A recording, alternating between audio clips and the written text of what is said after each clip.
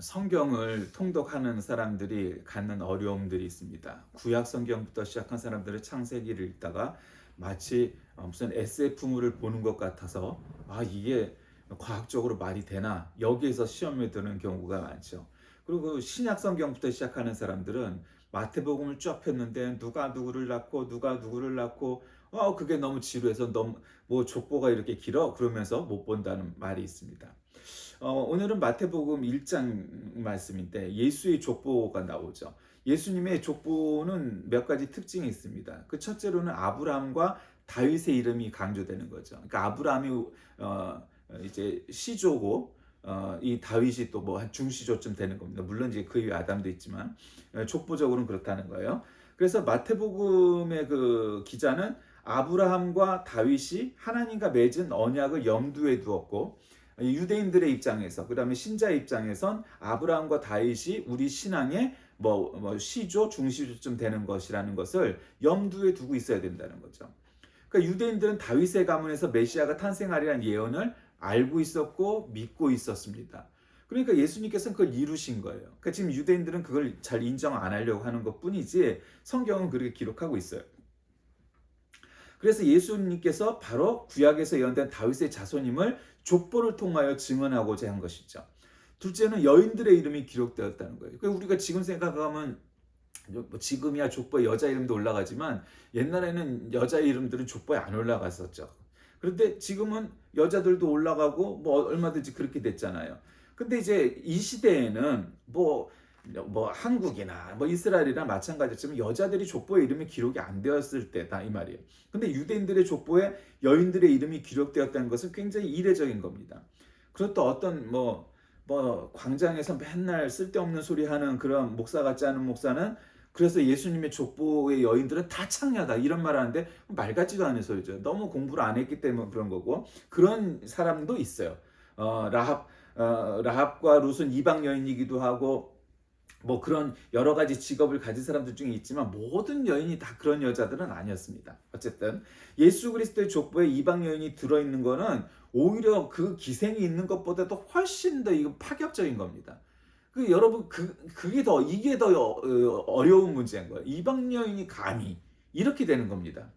그러니까 마태복음의 기자는 예수 그리스도의 족보가 부끄러운 족보로다. 그렇게 자랑스러운 족보는 아니다. 라는 사실을 아주 직설적으로 의도적으로 보여줍니다. 이 기자의 의도는 뭐겠습니까? 족보 자체로 볼 때 예수님조차도 예수님의 그 조상들조차도 일반적인 보통 사람들의 삶과 별로 크게 다르지 않다. 니네 족보나 간에 그런 사람 하나 없는 집안이 어디 있습니까?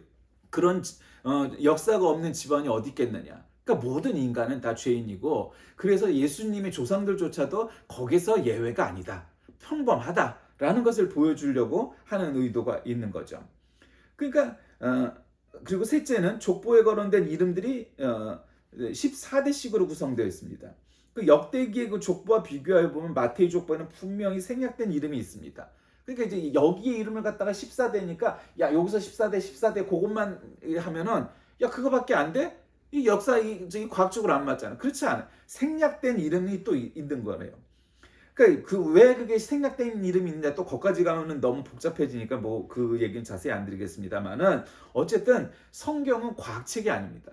그리고 역사책도 사실은 아닙니다. 물론 역사서가 있지만 전반적으로 이거 신앙서입니다. 한마디로 얘기를 하면. 그러니까 그다지 중요하지 않은 내용들은 넘어가기도 하고 생략되기도 하고 그냥 건너뛰기도 하고 그런 일들이 늘 있습니다. 그러니까 과학적인 시각으로 혹은 역사적인 시각으로만 본다면 그 성경책은 이거 논란이 될 수 있는 소지가 있죠. 근데 그렇게 보는 게 아니다. 어쨌든 과감히 생략된 내용이 있습니다. 그 다윗에 해당하는 히브리어를 이제 수치로 보면 그 합이 14인데 이건 뭔 얘기냐면 여러분 그 다윗의 이름을 갖다 이제 히브리어를 이렇게 쓸 거 아니에요 이렇게. 근데 히브리어에는 숫자가 원래 따로 없어요. 우리가 아라비아 숫자를 쓰잖아 인도에서 시작된. 그런데 이 히브리어는 숫자를 어떻게 쓰냐면은 알렙 하면 1이고 벳 그러면은 2고 알렙 벳 김멜 그러면 3이고 이런 식으로 쭉쭉쭉 나간다고요. 그러니까 그 숫자를 다 더하면 다윗의 이 스페링이 14입니다. 그러니까 당연히 유대인들이 신성시하는 숫자인 7의 2배수여서 그렇게 의도적으로 편집을 했다. 이렇게 그렇게 썼다. 이렇게 우리가 기억하시면 되겠어요. 그게 뭘 그렇게 중요하냐? 근데 그때 당시 사람들에게는 이제 그런 게 중요했어요. 그래 어쨌든 그래서 예수 그리스도의 태어나심은 이러하다. 이렇게 설명을 하는 거예요. 근데 그게 뭐예요? 그의 어머니 마리아가 요셉과 약혼하고 나서 같이 살기 전에 마리아가 성령으로 잉태한 사실이 드러났다. 여러분 우리가 한국은 선명성 정치나 종교나 간에 선명성 경쟁이 굉장히 중요한 나라잖아요. 우리는 보수적인 것도 아주 온건한 보수면 안 돼. 막 강경 보수, 극우 보수 이런 거 돼야 선명하다 우리 이런 경향이 있죠. 근데 사실은 그렇지는 않아요. 근데 이제 어쨌든 우리나라에서 소위 정통 보수주의 그런데 정통 보수주의까지 이야기했는데 거기 정통 보수 개혁주의래. 이 말은 하여튼 지금도 이 말이 안 된다고 생각하지만 어쨌든 보수적인 교단들에 보면은 자기 그 교단만의 신학적 선언, 신앙 고백 이런 것들이 몇 가지가 있어요. 이렇게 채택이 되었든 안 되었든. 그런데 그게 장로교든 침례교든 간에 우리나라에서 요즘 하여튼 사고도 많이 치고 보수적이라고 주장도 하고 하는 그런 주요 교단들의 그리고 그러지 않아도 감리교든 성결교든 순복음든 이런 또 나름 또 건전한 그런 교단들 하여튼 우리나라 주요 교단들은 다 나름대로 자기 교단의 신학 선언들 같은 게 있어요. 그런데 그 모든 교단들이 우리나라는 한 교단도 우리나라에서 제일 진보적이라고 말할 수 있는 기장이나 감리교나 복음주의 교회나 이런 교단들조차도 그 신학 선언 혹은 신앙 고백 가운데 한 교단도 빠지지 않고 동정녀 마리아가 성령으로 잉태하여 예수 그리스도를 낳으셨다라는 걸 빠뜨린 교단이 없어요. 그러니까 우리나라에서는 기장이나 감리교는 진보적이네 자유주의네 말을 하지만 사실은 여러분 그렇게 진보적이거나 자유주의가 아닌 거예요. 여러분 진짜 자유주의 신학을 한다면 어떻게 얘기해야 되냐면 동정녀 마리아 탄생을 갖다 거부해야 되는 거예요. 그게 진짜 자유주의 한마디로. 그럼 그게 신학이냐? 이건 또 다른 문제가 되지만 어쨌든 여러분 진짜 진보적인 급진적인 신학자들을 보면 이 동정녀 마리아 탄생을 거부하는 사람들 꽤 많아요. 이거는 나중에 이렇게 다 조작되었다라든가 하여튼 구성되었다라든가 그렇게 얘기해요. 한국엔 어떤 교단도 공식적으로는 동정녀 마리아 탄생에 관해서 거부하는 교단이 하나도 없어요. 그러니까 한국의 교회들은 이게 너무 우경화가 돼 있다 보니까 조금만 중도로 가도 그건 진보야. 진짜 진보로 가면 야 저건 자유주의야. 진짜 그런 사람 한국에 오지도 않지만 진짜 최고의 극좌 진보 자유주의 신학을 하는 사람이 만약에 한국에 온다면 아주 저거 한단 말이죠. 그러니까 동정녀 탄생이란 그렇게 중요한 거예요. 우리 신앙에서 10계명이 있듯이 구약에 이제 그걸 갖다 좀 현대화하고 우리의 신앙 고백이라고 10가지를 한다면 그 중에 첫 번째 아니면 두 번째쯤 가겠죠. 왜냐하면 첫 번째는 이제 역사적으로 보면 하나님이 세상을 창조하셨다 이런 거 들어가야 되니까 어쨌든 중요도로 얘기해 봤을 땐 첫 번째가 되는 것이 동정녀 탄생인 거예요. 그러니까 마리아가 요셉과 정혼을 했어요. 약혼을 했어요. 쉽게 말하면. 그러나 동침을 하지 않았어요. 그러니까 요셉이 화가 나서 내가 저 여자하고 이제 헤어져야겠는데 저 여자가 어쨌든 사랑한 여자고 그러니까 부끄럽게 하지 않기 위해서 그냥 조용히 약혼을 갖다 깨려고 파혼하려고 했다. 아주 이 세번역이 이거는 정확히 잘 설명하고 있잖아요. 그러니까 요셉이 이렇게 생각하고 마음을 먹고 내일은 마리아를 찾아가서 야 네가 임신을 했는데 누구 아이냐? 나는 이 결혼을 할 수가 없지 않겠느냐? 그러니까 네가 알아서 조용히 물러서고 우리는 파혼을 하도록 하자. 이러고 얘기를 하려고 했는데 그 꿈에 주님의 천사가 나타났다는 거예요. 그래서 다윗의 자손 요셉아 두려워하지 말고 마리아를 내 아내로 맞아들여라. 그 태중에 있는 아기를 성령으로 말미암은 것이다. 그렇게 계시를 허가하셨다는 거예요. 그러니까 마리아가 아들을 낳을 것이니 그 이름을 예수라 하고 자기 백성을 죄에서 구원하실 사람이다. 그리고 보아라 동정녀가 잉태하여 아들을 낳을 것이니 그 이름을 임마누엘이라 할 것이다. 임마누엘은 하나님이 우리와 함께 계시다 라는 뜻이다. 이렇게 예언을 하는 꿈에 나타났다는 거죠. 그래서 요셉이 잠에서 깨어나서 마리아를 그대로 아내로 맞아들였고 동침하지 아니하고 그 아들이 자기 아인 양 태어나게 했는데 그 아기의 이름이 예수고 그가 바로 그리스도시다. 뭐라고 말하는 거예요. 그러니까 내용은 아주 심플하죠. 근데 여러분 내용은 아주 간단한 내용인데 그 내용의 중요성은 과학적으로 따지는 사람 뭐 어쩌고 한 사람이 다 따졌을 때 이 말도 안 되는 소리 하고 있어. 어떻게 처녀가 잉타해야 애를 낳는다는 게 말이 되느냐? 그렇게 생각할 거예요.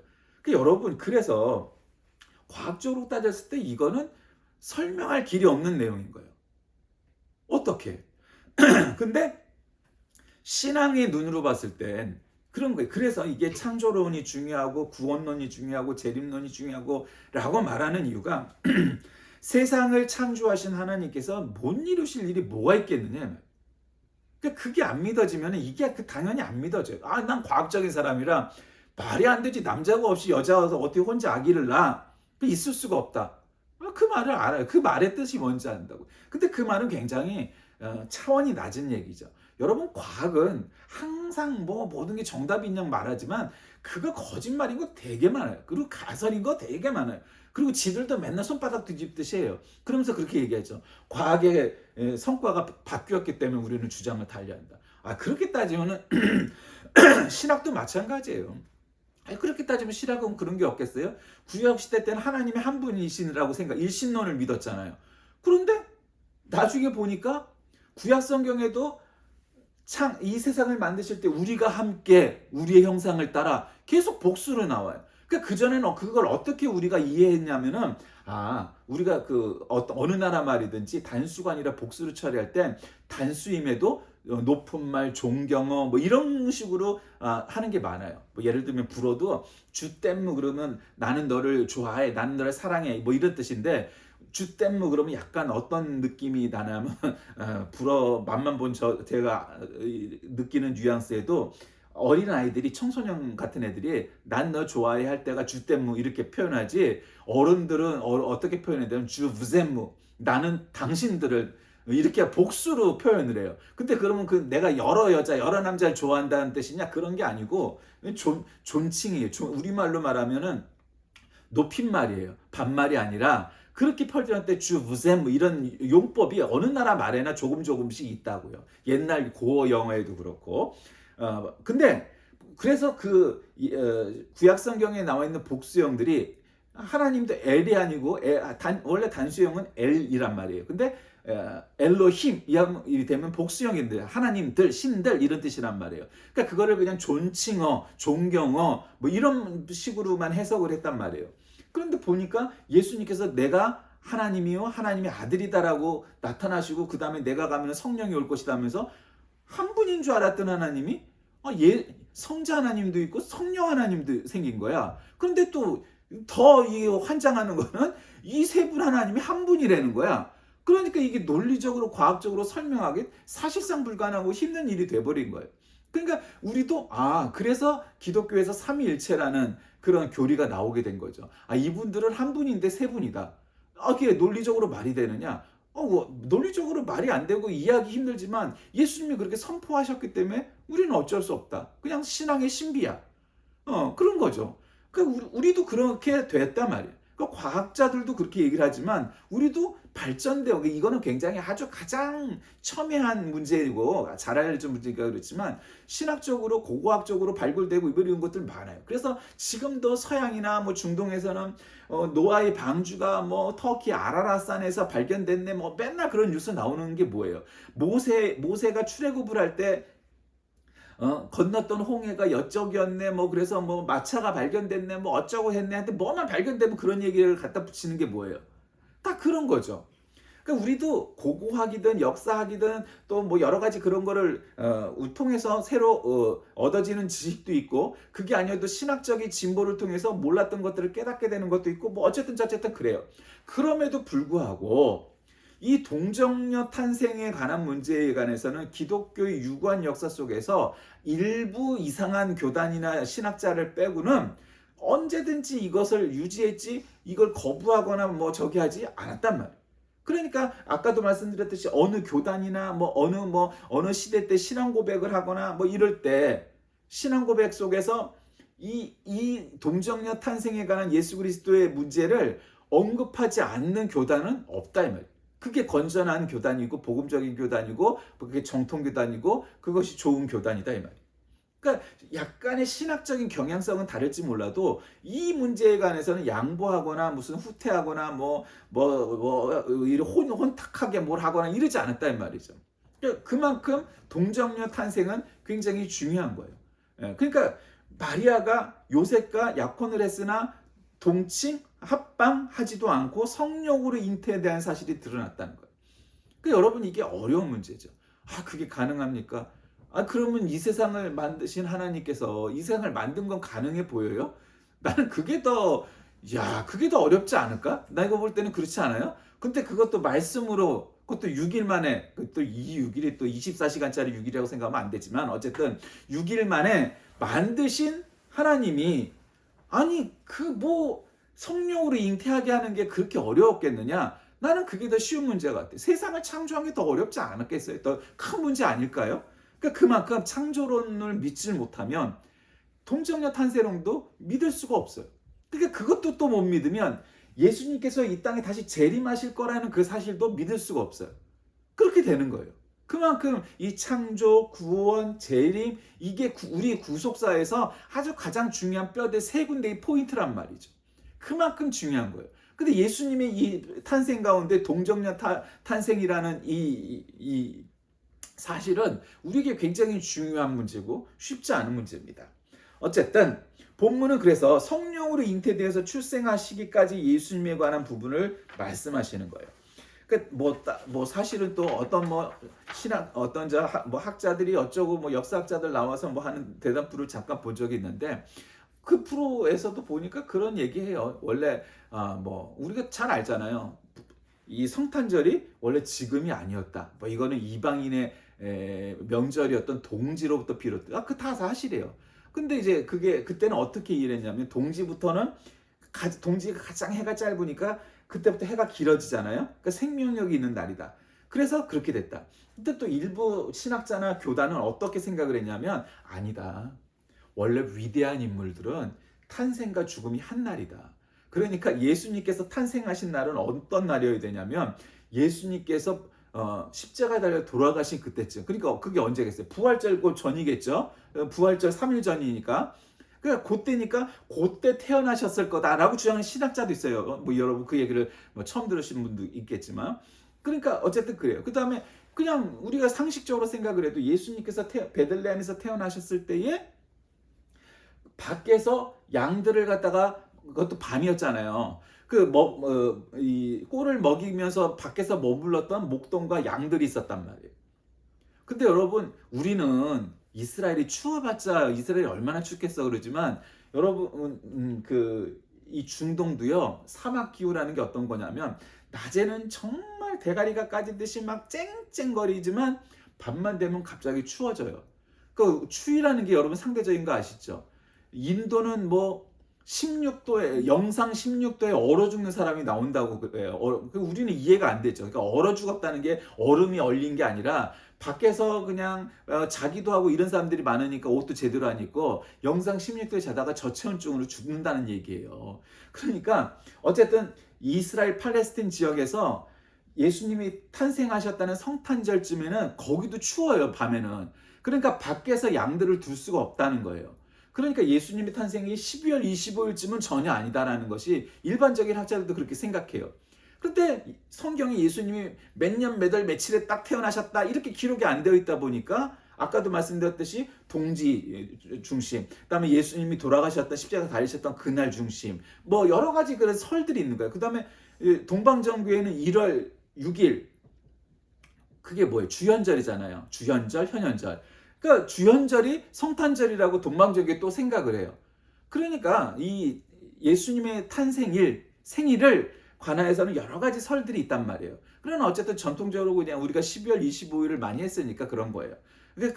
그만큼 성탄절은 여러 가지 설도 있고 아주 중요한 날은 아니에요. 언제 아기 예수로 우리에게 오셨나 하는 문제는 중요하지 않고 더 중요한 문제는 뭐다? 예수님께서 우리를 위하여 십자가에 달리시고 부활하셨다는 바로 그 부활절. 부활절이 우리에게 가장 중요한 날이에요. 그날 우리는 예배를 드리는 거고 그것이 우리의 신앙의 출발이고 그것이 우리 신앙의 목표고 우리의 신앙의 가장 중점은 부활인 거죠. 그러니까 그게 중요한 거예요.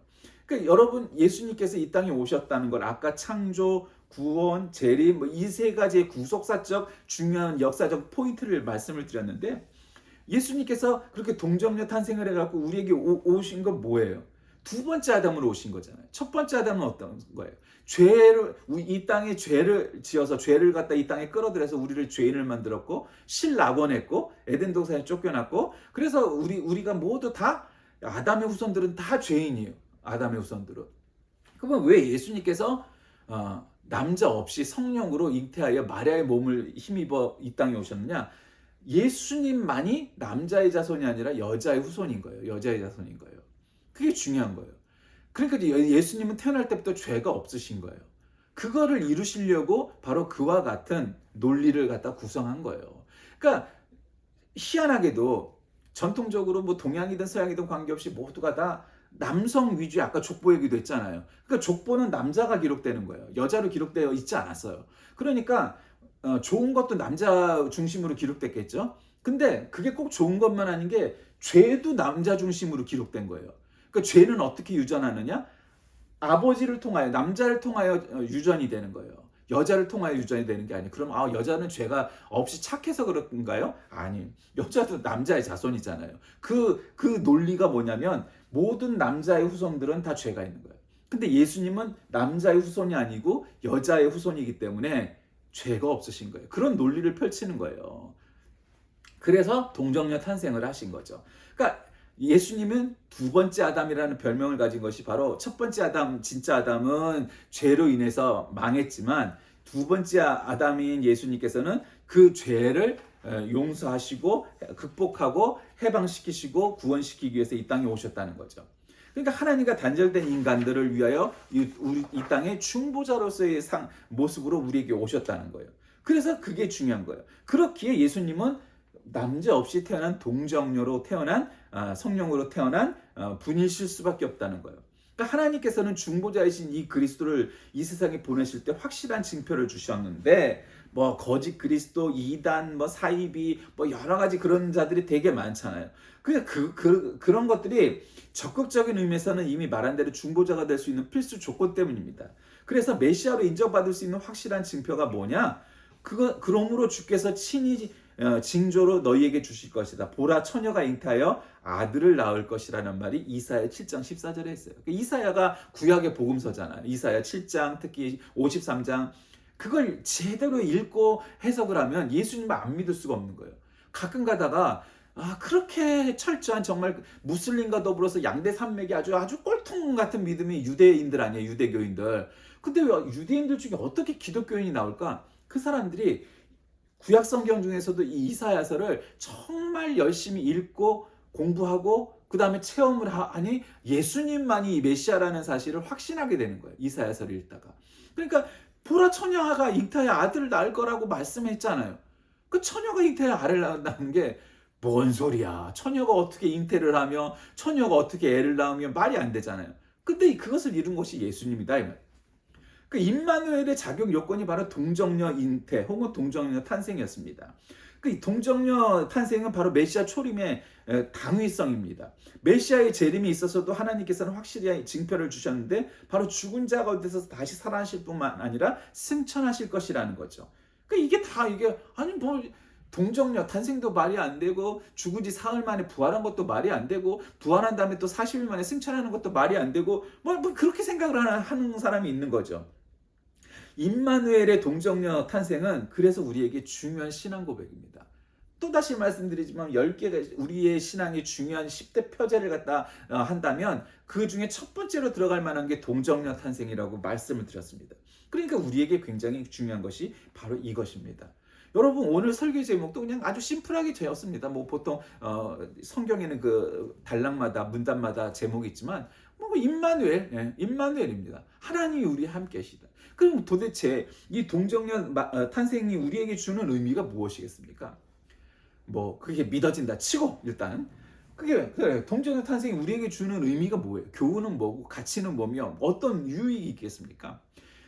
예수님께서는 여자의 후손으로 우리에게 오셨기 때문에 죄 없이 이 땅에 오신 유일한 분입니다. 그래서 인간의 몸을 입고 왔지만 죄가 없으신 분이기 때문에 그분만이 유일하게 우리의 죄를 대신 치러주실 수 있는 분인 겁니다. 그리고 그게 우리에게 중요한 거예요. 어떤 사람도 훌륭한 사람 많죠? 아유, 뭐 예수님보다 성격 좋은 사람이 왜 없었겠어요? 예수님보다 뭐 능력 더 많은 사람이 왜 뭐 없었겠어요? 예수님보다 부자였던 사람이 왜 없었겠어요? 그런데 그런 사람들은 이룰 수 없는 단 한 가지가 있는데 그건 뭐냐? 우리의 죄를 대신 지을 수가 없다는 거죠. 우리의 죄를 없애줄 수가 없다는 거죠. 그게 예수님만이 가능한 거예요. 왜? 동정녀 탄생으로 인하여 우리에게 오신 하나님이시기 때문입니다. 그게 우리에게 중요한 논리인 거예요. 그러니까 그분만이 우리의 죄를 대속해 주시는 거예요. 어떤 훌륭한 사람도 아주 훌륭한 법관도 왕도 누구도 우리의 죄를 어찌할 수가 없는 것이 바로 우리의 죄인데 그 죄 문제를 한 방에 해결하신 분이 죄 없이 오신 예수님이라는 사실이에요. 그게 우리에게 중요한 겁니다.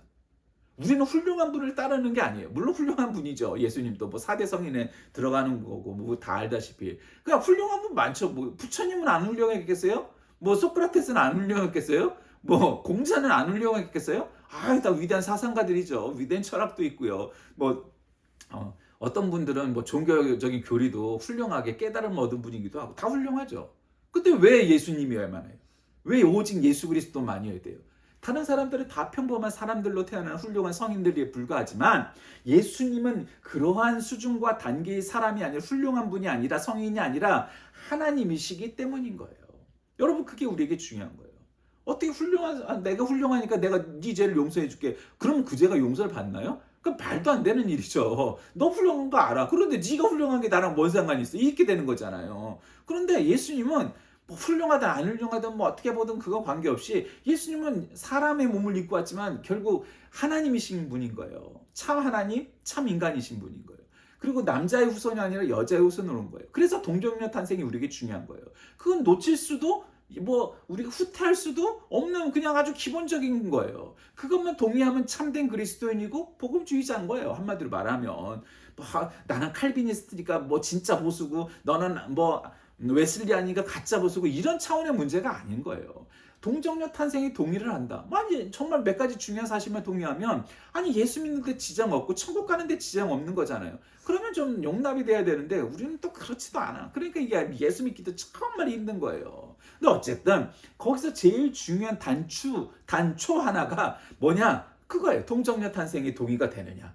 그거를 믿지 못하면 신앙의 기본과 뿌리가 흔들리고 마는 거예요. 말씀을 정리합니다. 마리아의 임신 사실을 알게 된 요셉은 여러분 사실 성경에서 마리아는 뭐 특히 로마 가톨릭에서는 마리아를 통하여 비나이다 뭐 이런 얘기해요.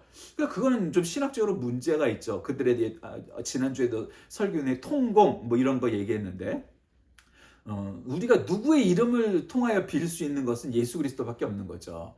어떤 베드로도 뭐 바울도 마리아도 그들의 이름을 통하여 우리가 빌고 기도하지는 않는 거예요. 그러니까 그거는 신학적 견해차가 분명하고 그거는 성경적이지 않은 것을 비판할 필요가 있지만 그래서 마리아는 그렇게도 많이 거론이 되죠. 왜냐면 하나님의 어머니잖아요.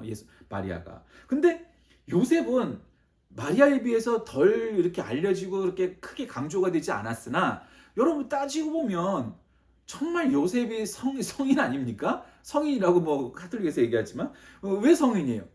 아니 나하고 약혼한 여자가 나하고는 합방을 한 적도 없는데 그 여자가 임신을 했어. 그러면 이건 뭐 100이면 100다 어떻게 생각해? 야, 저 여자가 내가 아닌 딴 놈하고 이렇게 해갖고 합방을 해서 임신을 했구나. 야, 저 여자 지금도 저러니 결혼하면 오죽하겠어? 보통 그렇게 생각하는 것이 상식적이죠. 그렇게 뭐 말을 안 해도 속으로는 그렇게 나 저 여자는 절대 결혼 못해. 요셉도 그랬으니까요. 그건 상식이에요. 그런데 요셉은 꿈에 천사의 계시를 듣고 이건 단순한 꿈이 아니라 정말 하나님이 나에게 주시는 메시지구나. 마리아가 잉태한 건 딴 남자의 아이가 아니라 하나님이로 인하여서 임신한 아이구나 라는 거를 알고 믿고 깨달았다는 거죠. 여러분 이게 정말 대단한 거 아니겠습니까? 나라면 어떻게 할 것인가? 100이면 100다 이거 인정 못해. 이거 해도 난 몰라요 하고 도망가 버렸을 수도 있을 거예요. 그런데 여러분 요셉이 중요한 게 뭐예요? 요셉이 물론 마리아도 그렇지만 마리아나 요셉은 다 다윗의 후손의 그런 족보를 갖고 있단 말이에요. 그래서 오늘 뭐 마태복음서부터 예수님의 족보를 뭐 14대씩인지 뭐 어쩐지 끊어갖고 뭐 하는 이유가 뭐였어요? 너희들은 육신으로는 다윗의 후손이라는 거예요. 아브라함의 후손이라는 거예요. 그게 명확하게 나타나는 거예요. 그래서 요셉의 족보가 중요한 거예요. 그래서 요셉이 안 중요하냐? 그렇지 않다는 거예요. 요셉을 통하여 다윗의 후손이라는 것이 증명이 되는 거예요. 그러니까 동정녀 탄생으로 인하여서는 죄가 없는 메시아의 자격을 얻으셨다면 요셉을 통하여선 다윗의 후손이라는 자격을 라이센스를 가진 거예요. 여러분 우리가 지금은 한국에서 태어나서 사는 게 뭐 그냥 뭐 아주 평범하죠. 뭐 우리가 한국에서 태어나면 다 한국 사람이잖아요. 한국 여권 들고 있고. 근데 요즘 한국 여권이 어떤지는 우리가 너무 잘 알잖아요. 아, 뭐 당연히 이 정도는 살아야 되는 거 아니야? 여러분 안 그렇잖아요. 예, 뭐 응답하라 뭐 어쩌고 저쩌고 뭐 시리즈 봐요. 그 시대 때 정말 우리나라가 어떻게 살았어요? 텔레비전은커녕 전화는커녕 뭐 라디오도 없는 집이 정말 많았고 서울에도 수도 없는 집들이 아주 뭐 부지기술이 있었던 시대가 있었잖아요. 70년대만 해도. 근데 지금 우리나라가 어떻게 살아요? 잘 사는 나라 됐잖아요. 뭐 어느 나라 못지않게 잘 사는 나라가 됐잖아요. 우리나라 여권 갖고 나가면은 그렇게 외국에서 막 어떻게 친해져 보려고 하고 뭐 그런 사람들 많아요 이제. 그만큼 우리나라가 당당해졌잖아요. 옛날 미국 사람들만큼이나 한국 사람들 좋아하는 시대가 됐잖아요. 얼마나 감사한 일이에요. 그 여러분 그만큼 족보가 중요한 거예요. 국적이 중요한 거예요. 우리가 예수를 믿는 그리스도인으로서 나는 그리스도인이다 라는 것이 자랑스러워지고 더 다른 사람들에게 저 사람 예수 믿는 그리스도인이야 라고 칭찬받고 그런 시대가 있었단 말이에요. 우리나라에서도. 근데 지금은 별로 그런 시대는 아니에요. 그걸 인정을 해야 돼 깨끗이. 그리고 옛날처럼 회복을 해야 되겠죠. 그러려면 어떻게 해야 되겠어요? 임마누엘 신앙이 우리와 함께 해야 됩니다. 처녀가 잉태하여 애를 낳으리니 그의 이름을 예수라 하라. 그의 이름을 임마누엘이라 할 것이다. 라고 말한 이 성경의 내용이 믿어지고 믿고 정말로 깨달아져서 우리가 정말 우리 하나님이 우리와 함께 계시는 삶을 살아가고 하나님이 우리와 함께 하시는 인생을 살아가고 해야 된다는 거죠. 그러니까 메시아의 성령 잉태에 대한 여러 의견들이 뭐 어쩌고 저쩌고 뭐 그런 거 필요 없어요. 그냥 심플한 거예요. 세상을 창조하신 하나님께서 동정녀를 통하여 이 땅에 오셨고 그분이 나의 죄를 위하여 십자가를 지시고 죽으시고 부활하시고 승천하셔서 그리고 성령님이 오시고 그 삼위일체 하나님이 늘 우리와 함께하고 있고 우리는 죽으면 바로 하나님과 더불어 하나님의 나라에 들어가게 될 것이고 뭐 하는 것들이 분명한 거예요. 그러므로 예수 그리스도는 인간 구원을 위해 약속된 구세주이시고 이 세상에 실존했던 하나님의 아들이십니다. 따라서 우리는 바로 구세주이신 예수 그리스도의 성육신, 죽으심, 부활 이것이 우리 구원이 얼마나 중요한 거고 그 가운데 하나가 바로 동정녀 탄생입니다. 여러분 그게 우리 신앙의 고백의 팩트여야만 합니다. 그게 팩트가 아니고 이게 정말 사실일까 아닐까? 라고 확신이 들지 않는다면 우리들의 믿음의 토대를 흔들게 될 거예요. 창조, 동정녀 탄생, 재림 이게 우리 구속사에 굉장히 중요한 문제라는 거죠. 그래서 바로 그 임마누엘의 신앙이 우리와 함께 할 때 우리가 진정 구원받은 자이고 하나님의 자녀이고 바로 영생을 얻은 자입니다. 여러분은 정말 이 임마누엘의 신앙, 동정녀 탄생에 관한 예수님의 탄생 바로 이것이 여러분이 믿어지시고 깨달아지시고 믿어지십니까? 바로 그렇지 않다면 그것은 바로 믿고 깨달아야 될 부분이고 이미 믿어지신 분들은 그 믿음을 확신을 하여서 어떠한 상황이 오든 그 상황을 다 이겨나갈 만한 믿음의 근거가 될 것이니 그거를 통하여 여러분이 어떠한 삶 속에서도 승리하는 저와 여러분 다 되시길 주의 이름으로 간절히 기도하겠습니다. 살아계신 하나님, 임마누엘 하나님이 우리와 함께 계신 하나님이시기에 우리는 어떤 상황 속에서도 바로 이 믿음 놓지 않고 살아가게 하여 주옵소서. 이 세상을 만드시고 우리를 위하여 동정녀로 탄생으로 우리에게 오셨고 다시 오실 재림하실 예수 그리스도를 통하여서 우리는 참된 믿음의 확신을 다시 갖습니다. 이 사실이 모두 믿어지고 오직 우리가 하나님의 자녀가 되고 하나님으로 인하여 구원을 얻는 우리 모두가 되게 하여 주옵소서. 예수님의 이름으로 간절히 기도드립니다. 아멘.